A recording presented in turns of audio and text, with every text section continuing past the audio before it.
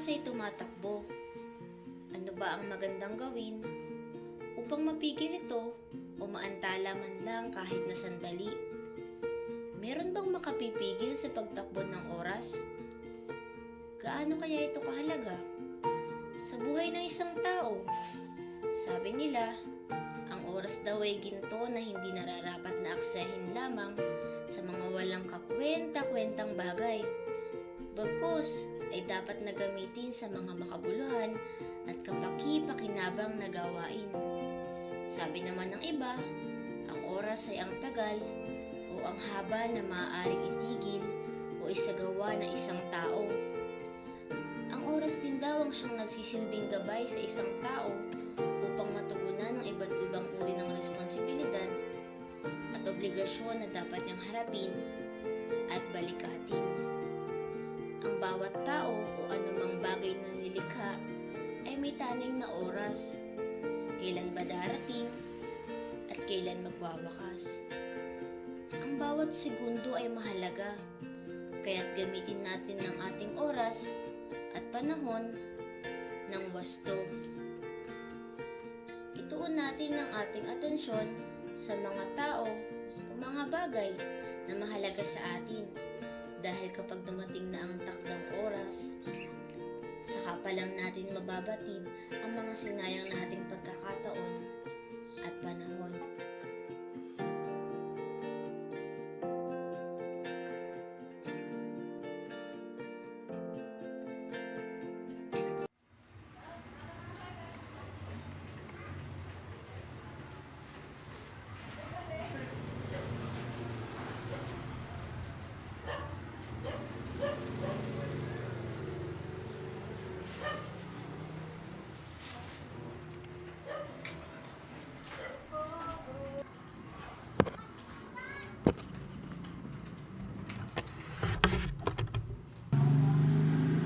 Yung natapos din. Ala, bukas na pala to. Debo pa naman yun. Wala pa akong masusuot. Ano yung makakahanap na? Wait na nga muna to.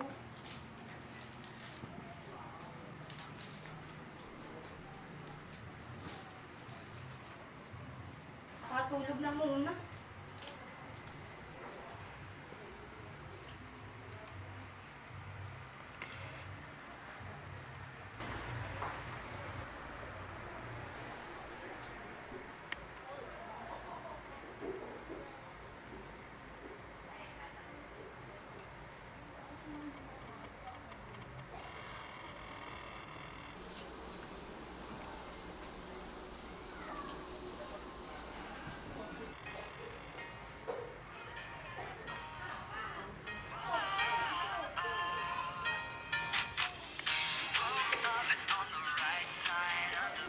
Ano ba ito?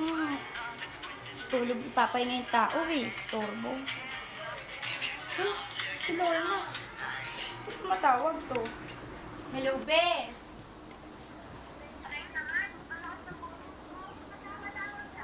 Wey, Gara, nakalimutan mo na ba? Di ba ko na bukas? O siya, formal ang team ng dibo ko bukas. At syempre, dapat formal din ang susuot mo. Ready na ba yung susuot mo?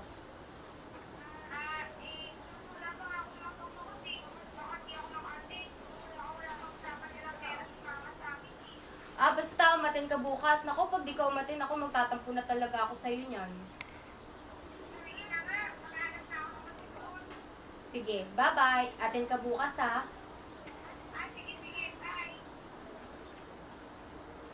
Excited na ako bukas. Problema pa. Kaya hahanap ng isusuot.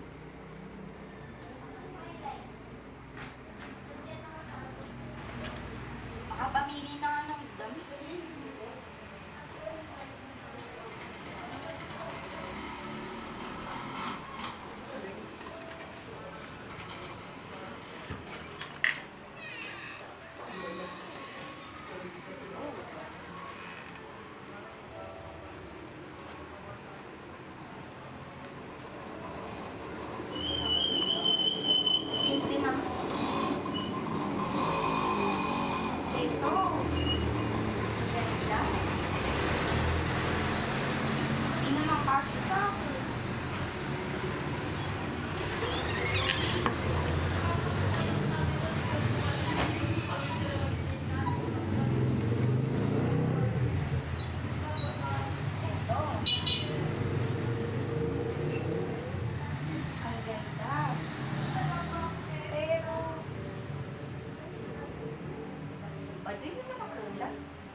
na hindi naman bagay sa team mo. Diba? Alam ko na. Sa taas.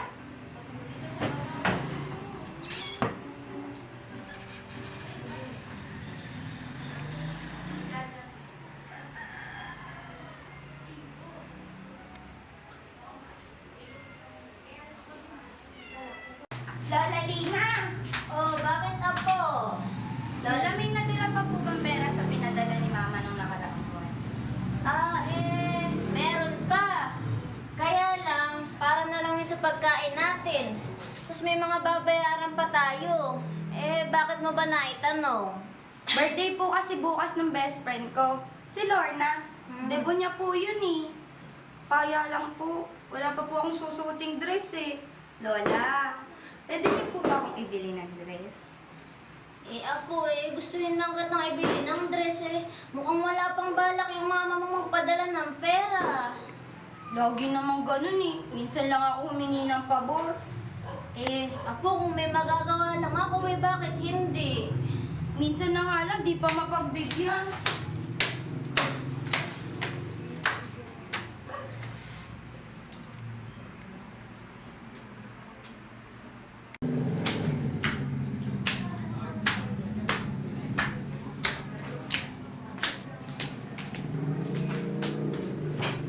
Damit na nga lang pinapabili ko. Di pa mapagbigyan.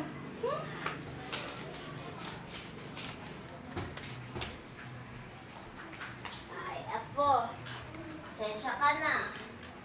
Hayaan mo, gagawa ko ng paraan. Bibili na kita ng damit na gusto mo. Talaga, Lola?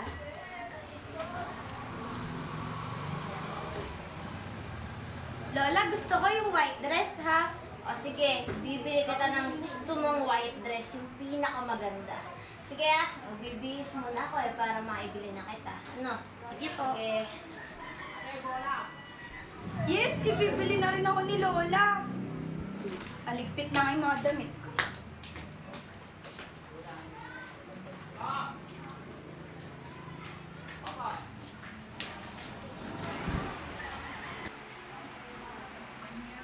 Po. Oh. Po. Alis na ako, ano? Baka wala akong maabutan at wala akong mabilhan ng damit na pinabibili mo. Sige po, ingat po kayo ha. Sige. Lola, yung maganda ha. Oo, sige.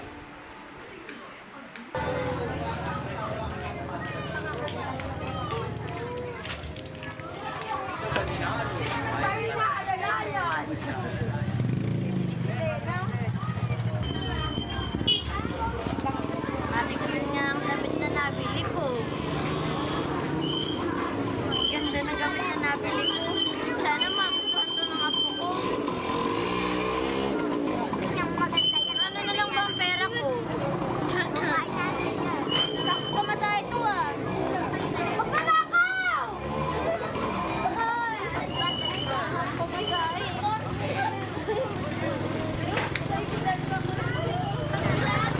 Paano kaya nito? Nakuha na ng magnanakaw yung pamasahe ko Wala na akong magagawa kundi maglakad.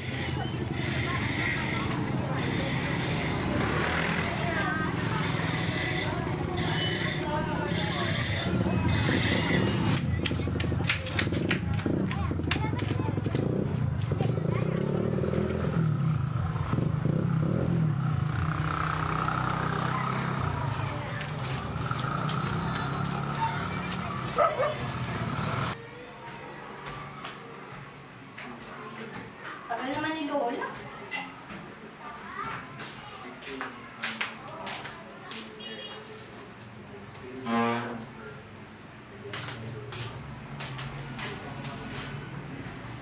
Mga oras na din nakakalipas, wala pa. Ano nangyari doon?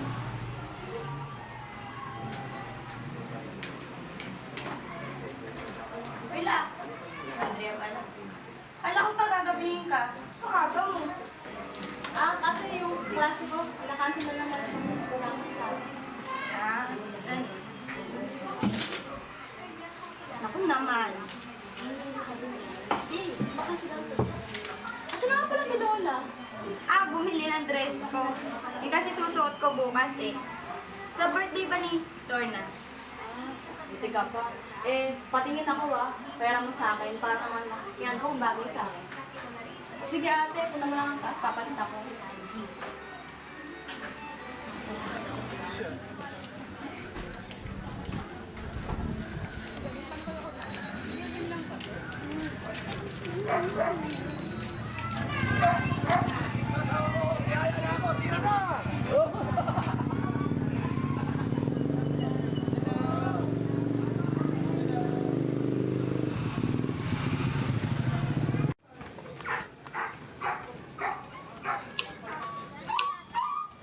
Ay, salamat. Malapit na ako sa bahay.